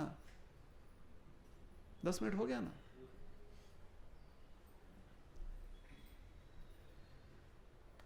तो ये लो, हम क्या समझाने का प्रयास कर रहे थे? वृंदावन। क्या समझा रहे थे उसके पहले? नहीं, प्रतिष्ठा बहुत पहले। पतिव्रता है ना, व्याख्यान चल रही है ना। भगवान रामचंद्र, रावण को अगर रावण चुन लेता कि नहीं करना है, हमें सीता को नहीं चुराना है, तो भगवान थोड़ी बोलते जबरदस्ती, नहीं चुराओ चुराओ, नहीं तो मेरी कहानी आगे कैसे बढ़ेगी, स्क्रिप्ट पूरा खराब कर दोगे आप। तो भगवान को आभास हो गया कि ऐसा हो सकता है, रावण यही निर्णय लेगा कि उसने अपहरण करना है, लेकर चला जाएगा, हो सकता है, क्योंकि रावण ने इसके पहले भी अपहरण किया था और इन्हीं क्षेत्रों में से अपहरण किया था। जैसे आपको पता है कि यहां पर चोरी होती है आपके एरिया में, तो आपको आभास हो जाता कि नहीं हो जाता कि शायद हमारे घर में भी हो सकता है। तो इसके लिए आपको प्रभु रामचंद्र बनने की जरूरत है, उतनी शक्ति नहीं ना, आभास हो जाता है ना। तो भगवान को आभास हो गया, तो भगवान ने अग्निदेव का आवाहन किया, अग्निदेव से कहा सीता को तो आप अपने पास रखिए। अग्निदेव ने वेदवती को भगवान को दे दिया। ये हमने कहानी बताई थी ना परसों। हाँ, यही कहानी चैतन्य महाप्रभु यहां पर सुने थे, कुर्म पुराण में से कथा सुने, और उन्होंने सुना कि कैसे अग्नि परीक्षा में वापस वेदवती को अग्निदेव अपने पास रख लिए और सीता मैया को पुनः लौटा दिया। महाप्रभु ने उन ब्राह्मणों से हाथ जोड़कर आग्रह किया, क्या आप ये जो कुर्म पुराण की प्रति है क्या आप दे सकते हैं, क्योंकि पूरे जहां जहां उन्होंने भ्रमण किया था भारतवर्ष में, कहीं पर भी उन्हें कुर्म पुराण नहीं मिला था, या ये प्रमाण नहीं मिला था कि वास्तव में माया सीता लंका गई थी। सीता मैया हमारी नहीं गई थी, माया भी सीता गई थी। तो कुर्म पुराण का ये प्रमाण जब उन्होंने सुना, चैतन्य महाप्रभु ने आग्रह किया उस ब्राह्मण सभा से कि क्या आप इस कुर्म पुराण की प्रति हमें दे देंगे। उन ब्राह्मणों ने कहा बिल्कुल ले लीजिए। अभी देखिए कितने उदार मन के, उदार दिल के हैं कि ज्ञान है, किसी को चाहिए ले लो। महाप्रभु ने कहा कि हम ले जाएंगे, लेकिन आपकी ये जो परंपरा है, यहां पर बैठकर आप शास्त्र चर्चा करते हो, आपके पास तो कोई प्रति नहीं रह जाएगी। तो एक सुझाव यह है कि पूरी प्रति को क्या किया जाए, डुप्लीकेट, जेरोक्स। उस समय जेरोक्स कैसे करते थे, किसी और को बुलाकर कहते थे पूरा लिखो, फिर उसका प्रूफ रीडिंग कहते थे कि करते थे कि देखकर कि उसमें कोई बदलाव तो नहीं है। तो एक दूसरी प्रति बनाई गई, नई प्रति बनाई गई। नई प्रति उन्होंने यहाँ पर ब्राह्मण सभा में छोड़ दिया और पुरानी प्रति अपने साथ रख लिया। और पहली बार अपने पूरे यात्रा में चैतन्य महाप्रभु उल्टे पांव वापस उस स्थान पर पहुंचे जहां पर उन्हें जाना है। और अगले कुछ दिनों में हम भी शायद उस स्थान पर जाएंगे, जाएंगे नहीं जाएंगे अभी नहीं बता सकते, लेकिन अगर वहां पर पहुंच गए तो हम आपको उस समय कथा सुनाएंगे कि महाप्रभु भी यहां पर कुर्म पुराण की जो ओरिजिनल प्रति है, कॉपी है, वो लेकर पहुंचे थे। प्रमाण जिसमें है कि वेदवती सीता के रूप में रावण ने उनका अपहरण किया, और अग्नि परीक्षा जब लंका में हुई तो वेदवती पुनः अग्नि में प्रविष्ट हो गई और सीता मैया बाहर प्रकट हुई। ठीक है, तो आने वाले 2 दिनों में अगर हम लोग उस स्थान पर गए तो वहां पर आपको ये बात बताएंगे। चलिए, यहां पर इस यात्रा की अभी तक की कथा जो है हम यहां पर विराम देते हैं। हरे कृष्ण। लेकिन आपने उठना नहीं है, कारण यह है कि कल फिर से जल्दी निकलना है। हम लोग जा रहे हैं श्रीरंगम धाम। वहां पर चंद्र पुष्करिणी है। क्या है? जैसे तिरुपति में क्या है, स्वामी पुष्करिणी, वहां पर है चंद्र पुष्करिणी। एक बार श्रीपाद रामानुजाचार्य जो हमारे बहुत ही प्रिय आचार्य हैं, भोजन करने के बाद हस्त प्रक्षालन, हाथ धोने के लिए गए, तो चंद्र पुष्करिणी का जल लेकर बगल में ही हाथ धो रहे थे, तो उनके उंगलियों में 1-2 अन्न के दाने थे। क्या थे? अन्न का दाना, राइस है ना, चावल। कभी कभी उंगली में लगे रहते ना, पूरा नहीं, कभी कभी आप जब खाते हो चावल हाथ में रखता है तो थोड़ा सा अंश चावल का उंगलियों में रह जाता है ना, फिर आप धोते हो तो फिर बह जाता है। तो बहकर चंद्र पुष्करिणी में चला गया और वहां पर जो मछली थे, 2-4 मछलियों ने उसे खाया और जैसे ही खाया उनको मुक्ति मिल गई। उन्होंने चतुर्भुज विष्णु स्वरूप धारण किया और वैकुंठ चले गए। काश रामानुजाचार्य यहाँ पर होते, कितना आसान होता, जप उप नहीं करना पड़ता। उनसे कहते महाराज खाइए खाइए खाइए खाइए खाइए, धोइए धोइए धोइए धोइए धोइए, लेकिन धोने के पहले अपनी उंगलियों में थोड़ा चावल रहने दीजिएगा और उसको धोते समय बहाइए ताकि हम खा लें। चंद्र पुष्करिणी की ये कथा इसे समझा रहे हैं कि जब आप दर्शन करेंगे वहाँ पर, और अभी शायद सब जगह से वो बंद कर दिया जाता है कि वहाँ से जल लेकर भगवान की सेवा के लिए प्रयोग किया जाता है। दर्शन करेंगे तो दर्शन करने से मुक्ति अभिलाषी आप हो जाते हैं। आपको मुक्ति के प्रति आपका मन लगेगा, क्या मुक्ति प्राप्त हो जाएगी। उसी के बगल में भगवान की सन्निधि है, मंदिर है, श्री रंगनाथ स्वामी का मंदिर है। भगवान शेष शैया पर है, लेटे हुए यहाँ पर, और यहीं पर भगवान जो है उनका मुख दक्षिण की ओर है। ये भगवान साक्षात, यही विग्रह साक्षात। जब दर्शन करेंगे और परिक्रमा करेंगे तो फिर से विमान दर्शन जरूर कीजिएगा। विमान अब सबको समझ में आ गया।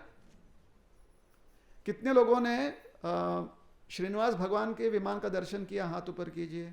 कितने भक्तों ने गोविंदराज स्वामी का विमान का दर्शन किया?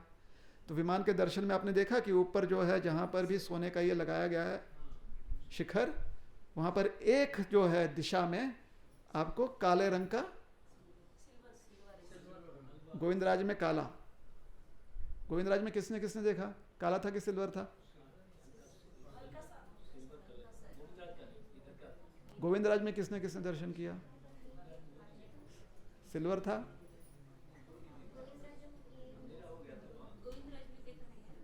हाँ, तो या तो काला या तो चांदी। उसका क्या बना होगा? कमान। और उसमें जो स्वरूप है वही स्वरूप आपको गर्भगृह में दिखेगा। तो जब आप जाएंगे यहाँ पर श्रीरंगम में तो विमान दर्शन जरूर कीजिएगा। परिक्रमा करते समय एक स्थान पे आप देखेंगे कुछ लोग, जो वहाँ के स्थानीय लोग, जाकर ऐसे करके ऐसे देखते रहते हैं। आप भी उनके साथ जाकर देखिए,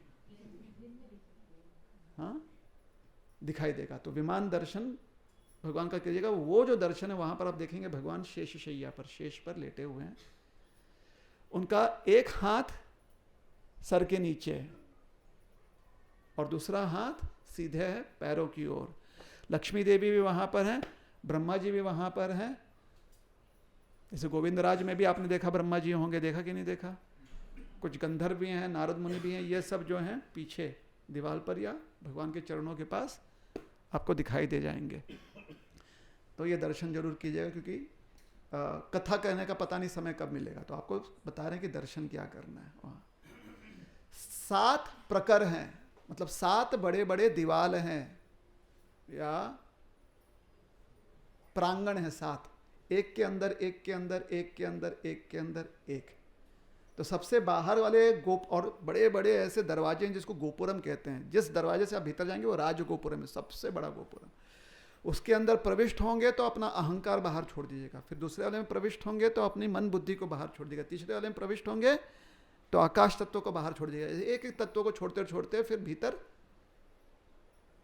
भूत प्रेत के अवस्था में पहुंचिएगा, क्योंकि सारे अपने आवरण तो बाहर छोड़ दिए ना।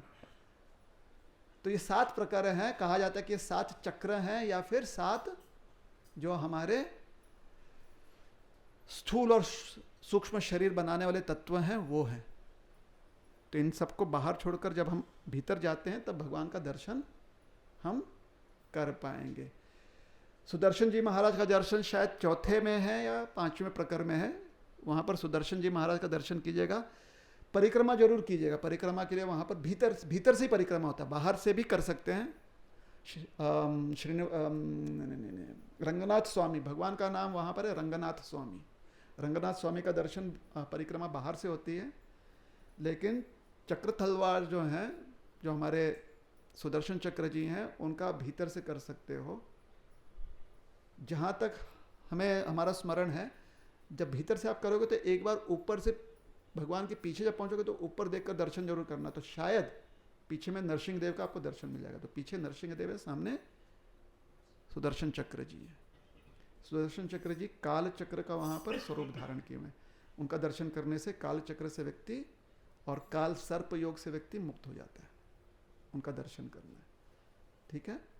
बाकी जो भी हमारे गोदा देवी का है, आंडल का हमने कहानी सुनाया था ना, उनका मंदिर है, उनका दर्शन कर लीजिएगा। कथा कहने का अगर जब भी समय मिलेगा तो हम आपको जरूर कथा सुना देंगे, लेकिन ये दर्शन जरूर कर लीजिएगा। कल सुबह जल्दी निकलेंगे आप सामान वामान रख कर, तो वहाँ पर जब आप पहुँचेंगे तो प्रयोजन ये किया गया है कि वहाँ पर जाकर आपको प्रसाद मिलेगा। रहने की सबसे अच्छी व्यवस्था श्रीरंगम में, श्रीरंगम शहर से जहाँ पर आपको, जैसे यहाँ पर कमरे हैं ना, ऐसे कमरे अगर चाहिए तो श्रीरंगम से 15 किलोमीटर दूर मिलेगा, त्रिची में। श्रीरंगम में इतनी व्यवस्था नहीं है। मठ बहुत सारे हैं, बहुत सारे ब्राह्मणों के घर हैं, सेवकों के घर हैं, लेकिन ऐसी व्यवस्था, होटल ज़्यादा नहीं है। पुराना शहर है, होटल नहीं है वहाँ पर। और शहर के बाहर सब जंगल है, द्वीप पर है, द्वीप है वो। और पहले से उस द्वीप पर मंदिर के प्रांगण ने पूरा घेर लिया है। जैसे यहाँ पर मंदिर एक कोने में, बाकी जगह तो बचा हुआ है ना, जहाँ पर डेवलपमेंट हो गया, वहाँ पर ऐसा नहीं है व्यवस्था। आज से 50 साल पहले मंदिर के बाहर जब निकलते थे 1970 के दशक में, तो आपको जंगली जानवर मिल जाते थे मंदिर के प्रांगण के बाहर। रात में जंगली जानवर वहाँ पर विचरण करते थे, इतना घना जंगल था। और अभी भी कुछ ज़्यादा वहाँ पर, क्योंकि पुराना गांव है और सब जो है सेवक, एक भी भक्त वहाँ पर नहीं है जो भगवान से जुड़ा हुआ नहीं है, इसलिए किसी और चीज़ की उनकी आवश्यकता उन्होंने दिखाया नहीं। जो भी उनको डेवलपमेंट करना है वो त्रिची जाकर करते हैं, नदी पार करके। कावेरी नदी यहाँ पर विभाजित होती है, एक तरफ कावेरी है, दूसरी तरफ कोलिडम। यहाँ पर श्रीपाद यमुनाचार्य जी और रामानुजाचार्य जी की जो भेंट हुई थी वो बहुत महत्वपूर्ण है। और भेंट हुई थी जब यमुनाचार्य जी शरीर त्याग चुके थे, समाधि ले ली थी। वो प्रसंग कहने का, कथा कहने का अगर अवसर मिलेगा तो हम बताएंगे, लेकिन आप लोग उस समाधि पर जरूर जाइएगा जहां पर यमुनाचार्य जी ने समाधिष्ट अवस्था में यह सिद्ध कर दिया कि अगला जो आचार्य है वो रामानुजाचार्य है। तो वो स्थान वहां पर है। जब रामानुजाचार्य जी अपने भक्तों से कहे कि अब समय आ गया है मेरा वैकुंठ गमन का, और पूरी तरह से खाना पीना छोड़कर वो जो है ध्यान मुद्रा में बैठ गए थे, तो भक्त रोने लगे। भक्तों ने भी खाना पीना त्याग दिया, बोले हम आपके बिना रह नहीं पाएंगे। तो इतना आग्रह किया कि रामानुजाचार्य जी ने कहा कि ठीक है, मैं नहीं जाता अभी। तो वैकुंठ जाने का उन्होंने अपना प्रोग्राम बदल दिया। फिर कुछ ही दिन बीते थे, उन्होंने कहा कि नहीं, अब मेरा मन यहाँ पर नहीं, मुझे वैकुंठ जाना है, आज्ञा दीजिए। तो दूसरी बार भक्त तैयार थे। पहली बार तो उनको अचानक सरप्राइज हो गया ना, तो दूसरी बार उन्हें पता था कि ऐसा हो सकता है। तो सबने नेत्र जो है पूरी तरह से जल से भरे हुए नेत्रों से उन्होंने गुरु महाराज से कहा कि अगर आपकी ये इच्छा है तो फिर हम उसे स्वीकारते हैं, लेकिन आपके बिना हम कुछ नहीं कर पाएंगे। तो आपसे आग्रह है कि आपके साथ हमारा संपर्क रहे, ऐसे कोई आप योजना कर दो। तो रामानुजाचार्य जी ने अपने सिद्धि से अपना देह समाधिष्ट अवस्था में यहीं पर रखा। और कैसे पता चलता है कि रामानुजाचार्य जी अभी तक, उनका देह जो है अभी तक प्राण है उसमें, तो उनके हाथ की जो उंगलियां हैं, उंगलियों के नाखून काटते रहते हैं बीच बीच में, क्योंकि बढ़ते रहता है। अच्छा लगा ना ये सुनकर? अब आप जाएंगे किधर है नाखून, दिखाओ दिखाओ दिखाओ, नहीं दिखता, क्योंकि कई वर्षों से उनका देह जो है उसको अच्छे से प्रिजर्व करने के लिए, संभाल कर रखने के लिए पूरा चंदन से देह ढक देते हैं, और समय समय पर चंदन उतार कर नया लेप लगाया जाता है।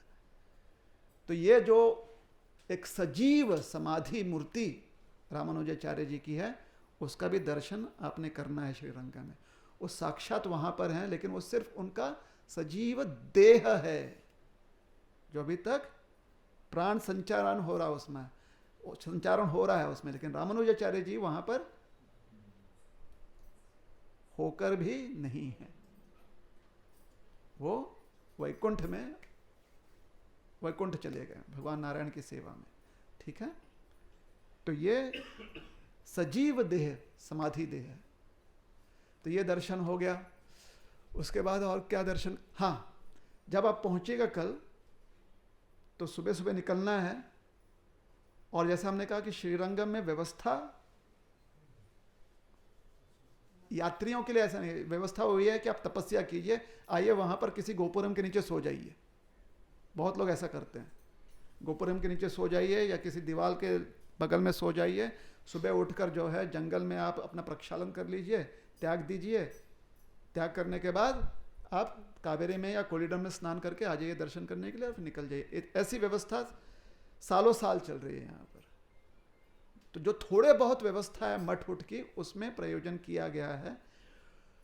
होटल का भोजन या मेस का भोजन या आचारी भोजन वहां पर नहीं है। वैष्णव पद्धति के अनुसार बिल्कुल व्यवस्था नहीं है,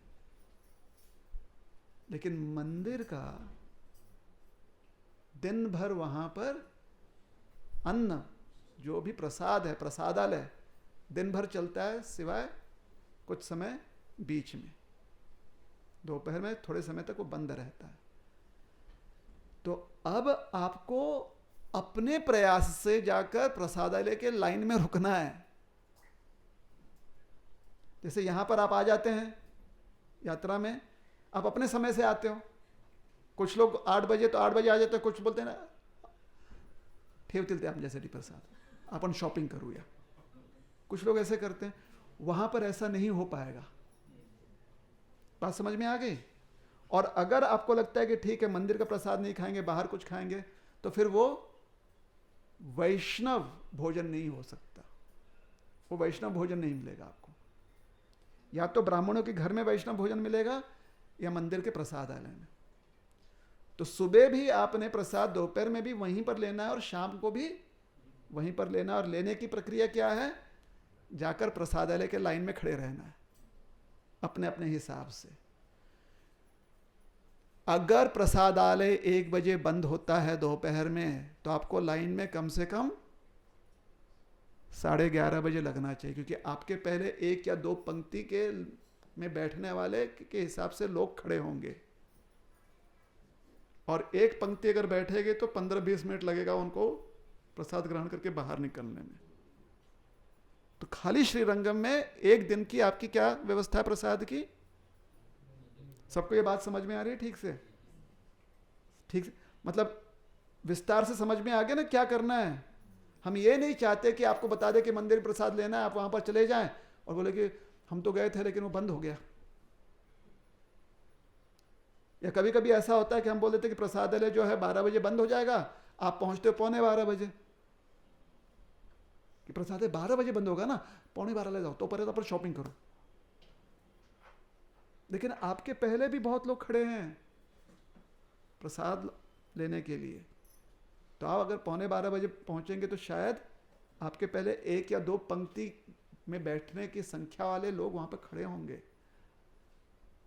इसलिए कम से कम प्रसादालय बंद होने के 1 घंटे पहले, 1.5 घंटे पहले जरूर जाइएगा प्रसाद लेने के लिए।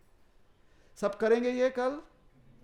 दोपहर में भी वहां पर वैसे लेना है, शाम को भी वैसे लेना है। शाम में प्रसादालय 7, 7:30 बजे बंद हो जाएगा। तो आपको कब लगना है लाइन में? कम से कम 6, 6:30 बजे आप जरूर लग जाइएगा। अगर कोई नहीं है तो तुरंत आप चले जाएंगे, प्रसाद ले लेंगे। 6:30 बजे प्रसाद ठीक है रात का? ठीक है ना? हाँ, कि परेशानी है? 6:30 बजे ठीक ठाक समय है। और दोपहर में जब भी गाड़ी वहां पर पहुंचेगी, सबसे पहले क्या करना है? प्रसाद के लिए जाना है। इसके अलावा कोई और प्रसाद की व्यवस्था कल नहीं है। कळालं सगळ्यांना? आणि जे नाही आलेत, उद्या जर त्यांना नाही भेटलं तर त्यांना सांगा, कधी चुकून या कधीतरी अनाउन्समेंटच्या वेळेस, क्योंकि व्हाट्सएप पर भी हम ये भेजने वाले हैं, जो नहीं आया, जो नहीं सुनेंगे व्हाट्सएप पर शायद नहीं पढ़ेंगे, और आपको नहीं पता है ना कि कौन नहीं आया है। तो कुछ लोग जो नहीं आए हैं शायद ये सुन नहीं पाएंगे। फिर वहाँ पर डॉर्मेट्री है, जैसे हमने कहा कि ऐसे रूम्स ज़्यादा नहीं है, डॉर्मेट्री है। तो जैसे जैसे आपको 10-11 लोग जो है व्यवस्था की गई है, आपको एक रात वहाँ पर रुकना है, दूसरे दिन सवेरे वहाँ से सुबह सुबह ब्रेकफास्ट का उन्होंने प्रयोजन कर दिया, पता नहीं कैसे। अब ये मत पूछिएगा कि एक दिन कर सकते तो पहले क्यों नहीं किया।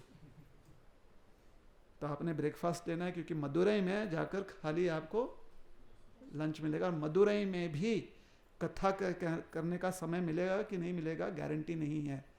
तो मदुरई में मीनाक्षी देवी का दर्शन करना है, इसलिए परसों सवेरे मदुरई के लिए निकलने के पहले ऐसे ही कथा करने का हम प्रयास करेंगे और थोड़ी जानकारी देने का प्रयास करेंगे। समझ में आ गया श्रीरंगम में क्या क्या करना है? समय मिले, अगर समय मिले तो कावेरी में जाकर स्नान भी आपने करना है। तो प्रसाद आपने ले लिया, दर्शन दोपहर में 1 से 3 के बीच में बंद होता है, शाम को 8 बजे दर्शन बंद होता है। 8 बजे के बाद जैसे यहाँ पर आपने देखा कि हाथी की यात्रा निकलती है, शायद वहाँ पर निकले तो अब शायद निकले, गारंटी नहीं है। कुछ ना कुछ अगर रात के उनके उत्सव होते हैं, अगर वो पूछ लीजिएगा होते हैं तो उसका दर्शन जरूर कर लीजिएगा। लेकिन वहाँ से जो व्यवस्था है आने के लिए, जहाँ पर आप रह रहे हैं, आपको अपने आप करना है ऑटो के माध्यम से। वहाँ पर ऑटो मिल जाएगा। बात सही है? यात्रा के जो भी आयोजक हैं, ये बात सही है? सबको ठीक से समझ में आ रहा है? हाँ, 2 दिन खाली आप जो है इस प्रकार से दर्शन कर लीजिएगा, थोड़ा सा व्यवस्था का ध्यान रखते हुए जितना लाभ ले सके लाभ लीजिए। और कोई अनाउंसमेंट है कल लेकर? तो 5 मिनट में अनाउंसमेंट, 10 मिनट में जो भी अनाउंसमेंट करना है कर ले। हमने पूरा विस्तार से समझाने का प्रयास कर दिया। ठीक से अच्छे से समझ में आ गया सबको? श्रीरंगम के दर्शन के लिए भी लाइन में खड़ा रहना पड़ेगा। ब्रह्मा जी के पास ब्रह्मा जी ने दिया उन्हें अपने सुपुत्र मनु को, मनु ने दिया सुपुत्र इक्ष्वाकु को। इक्ष्वाकु ने विचार किया कि ये तो भगवान जो हैं ब्रह्मलोक में हैं, वहाँ पर उनकी सेवा होती है, तो उन्होंने भगवान से प्रार्थना की कि भूलोक में आप आ जाइए, क्योंकि हमारी आने वाली पीढ़ी अब ब्रह्मलोक नहीं आ पाएगी। तो ब्रह्मा जी से कुछ थोड़ा डील करते हुए भगवान भूलोक में आए, इक्ष्वाकु कुल में। इक्ष्वाकु कुल में प्रभु रामचंद्र जी भी आए। प्रभु रामचंद्र जी के पूर्व दशरथ महाराज और सब कोई यहीं पर दर्शन किया करते थे, इन्हीं भगवान का दर्शन किया करते थे। फिर विभीषण जी ने भगवान से प्रार्थना की कि भगवान आप किसी न किसी स्वरूप में हमारे साथ आइए। तो भगवान ने यह विग्रह विभीषण जी को दिया। विभीषण जी ये विग्रह लेकर आ रहे थे। जब प्रभु रामचंद्र जी का राज्याभिषेक हुआ था तो यहाँ के पांड्य राज, जो पांड्य साम्राज्य था, पांड्य राज थे, राजा धर्मवर्मन, वो भी वहाँ पर थे। सबको दर्शन करने को मिला रंगनाथ स्वामी का, जो कि कुल देवता हैं इक्ष्वाकु कुल के। तो महाराज धर्मवर्मन यहाँ के राजा थे, पांड्य देश के, और श्रीरंगम पांड्य देश में आता है। तो उनकी बहुत इच्छा होगी कि भगवान हमारे यहाँ पर आकर विराजें, लेकिन वो मन में ही इच्छा रख पाए, वापस यहाँ पर आए। वो यहाँ पर इस टापू पर तपश्चर्या करने लगे। विभीषण जी जब भगवान रंगनाथ को लेकर जा रहे हैं तो भगवान रंगनाथ ने ये स्थान देखा। उन्होंने कहा ये तो मेरा अपना स्थान है, ये तो वृंदावन से बिल्कुल वृंदावन लग रहा है, कितना सुंदर वन उपवन है यहाँ पे। तो भगवान की इच्छा होगी कि यहाँ पर थोड़ा सा रमण करें। विभीषण जी ने भी देखा, किसी प्रकार से उन्हें प्रोत्साहन मिल गए। विभीषण जी यहाँ पर उतर गए, धर्मवर्मन से मिले। उन्होंने कहा कि ये महाराज देखिए यहाँ पर हम थोड़ी देर रुकते हैं। वहाँ पर रंगनाथ स्वामी को भी रखा, विमान से लेकर आ रहे थे ना रंगनाथ स्वामी को, रंगनाथ स्वामी को भी रखा। अभी तक भगवान विमान में ही हैं, विमान दर्शन दे रहे हैं। विमान को वहाँ पर रखा, कुछ दिन यहाँ पर रहे, फिर उन्होंने कहा कि अब चलते हैं, लेकिन भगवान यहाँ से निकलने को तैयार नहीं। विभीषण जी की आंखों में आंसू आ गया। तो भगवान ने कहा आप घबराइए मत, जब भी आप तो कभी भी आ सकते हैं ना दर्शन करने के लिए, तो आप दर्शन करने के लिए आते रहिए, ये मेरा अपना स्थान है, मुझे यहाँ पर बहुत आनंद आ रहा है, मुझे यहीं पर रहने दीजिए। तो भगवान स्व इच्छा से यहाँ पर रह गए, लेकिन विभीषण जी को आश्वासन देते हुए कहा कि मेरी दृष्टि, मेरा ध्यान हमेशा तुम पर रहेगा, क्योंकि विभीषण दक्षिण में साम्राज्य उनका, तो भगवान का मुख दक्षिण की ओर है। कि वो अपने भक्त का ध्यान रख रहे हैं भगवान यहाँ पर। कहानी सबको समझ में आ गई? इसमें बहुत कुछ और है, मौका मिलेगा तो हम बताएंगे, लेकिन इतना संक्षिप्त में समझ में आ गया महात्म्य। ठीक है, मीनाक्षी देवी का महात्म्य और भगवान सुंदरेश्वर का महात्म्य जो है हम मदुरै में नहीं, श्रीरंगम में ही सुनाएंगे, मदुरै जाने के पहले। हरे कृष्ण।